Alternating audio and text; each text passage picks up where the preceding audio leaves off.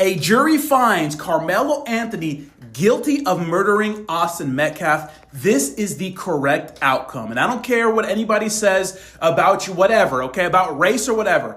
Take race away from this situation, okay? This is not a freaking manslaughter case, and this is not a death penalty case. The facts are, this is a boy who took a knife to school, right, to a track meet, okay? Got upset that some other kid was being mean to him. Doesn't matter what he said, okay? And he stabbed him to death for that. This is the absolute correct outcome for this case. I know a lot of people want it more. A lot of people want it less. I'm sorry. This is not about race. This isn't black and white. This is about a kid stabbing another kid to death because he said some mean words. So it's definitely the most racist thing I've heard in a long time. It's like black people live in fear. Yeah, because of other black people. That's what the statistics show. If a 300-pound man is beating me, like on top of me and beating me down, I'm not limited to fist. You know, I would argue that even the only time we go into things like people's hands being considered deadly weapons is typically like if they're a professional boxer or that kind of stuff. But I think by the time you start getting to like football player, good argument. Good freaking argument. We're not talking about like the golfers. We're talking about football players, right? Like this is what they are trained to do, is to inflict like serious physical contact. If they are a football player, I can stab them. Jasmine Crockett. Got it. Black women, especially black women who have black male children, live in fear and agony every single day. A fear and agony that I promise you, the Metcalfs probably never spent a day living that way. And we're going to have just some real conversations about race in this country. Benny Johnson actually agrees with her. And so do I, in a way. Please don't unsubscribe, but let me tell you how I would agree with Jasmine Crockett on this. Please, allow me. If you go ahead and look right here at the black homicide rate in the country, separated out from the Hispanic homicide rate, Asian, white, you'll see that blacks, not just disproportionately, but exceedingly more than any other group in the world, behave violently in this nation. And the vast majority of their victims are not white. In fact, although the black on white crime rate is exponential versus the white on black crime rate. But whatever, let's leave that completely aside. The black on black crime rate is so high in this country. And predominantly blacks live in these communities, and they have created an unsafe community and subculture in America. The vast majority of America is safe, as you can see here in the graphic. And the vast majority of the rest of the nation is very safe and tranquil and peaceful. So Jasmine Crockett actually maybe has a point here. It's not the point she's going to make, but it's a point that needs to be made.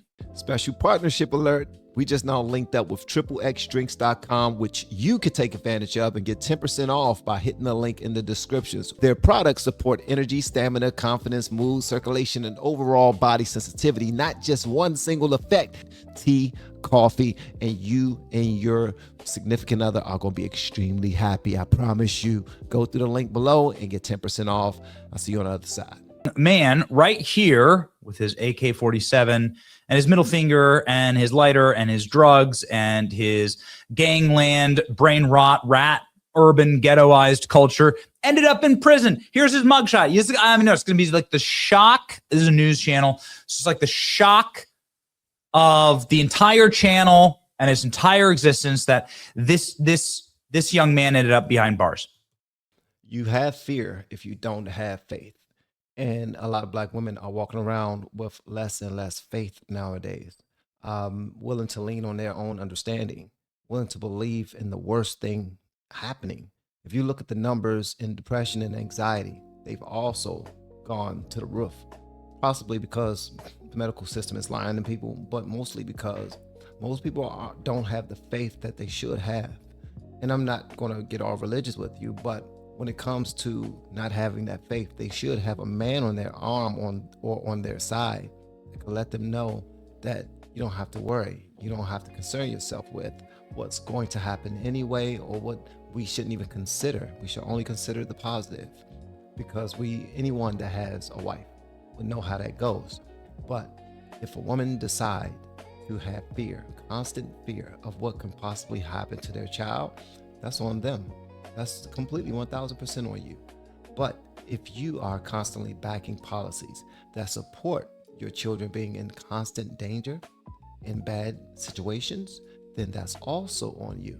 So you have to take responsibility for that. Also, if you're not raising up your children properly, that's also on you. The young man, my sons would not be on social media posing with their middle fingers up and with guns. So as a father who was lucky to have 4 amazing children, who was blessed to have 4 amazing children, and a wife who was just feeding them with everything that they needed, with positivity before they left the house every single day, ever since the kids can remember, she would say to them, make good choices, be a good friend. Before they leave the house, make good choices, be a good friend, every single day when they left the house. And I was also a present father, a present husband, who was making sure that they did what they need to do. That's what's necessary in our communities, in all of on all of this nation.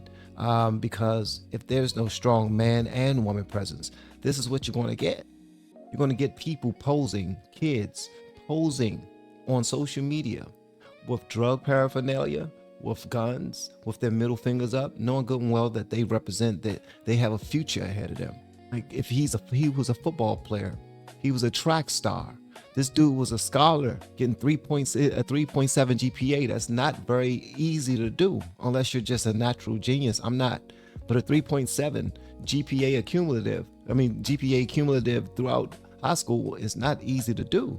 And that's what he had.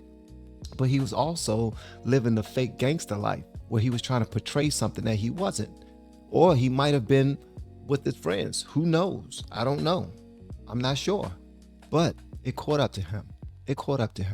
And now he's behind bars for 35 years. We have been helping people grow online. It has been absolutely amazing. We have helped many content creators get from zero to monetization in under 30 days. We even have a couple of these superstars who did it in 1 or 2 weeks. If you want to learn how to do YouTube, I don't care your age, I don't care what skills or talents you have, trust me, I can help you do it effortlessly. Just reach out to me with the word coach and we can get it done. One more thing, we have a YouTube course that I just now created. I'm extremely proud of, and a lot of people are getting so much from. Purchase that course and work with us. You can join our private Facebook group and our daily group calls, which is 3 to 5 days per week, and you can learn so much more than you've ever learned before. I can't wait to hear from you. Love you. Peace.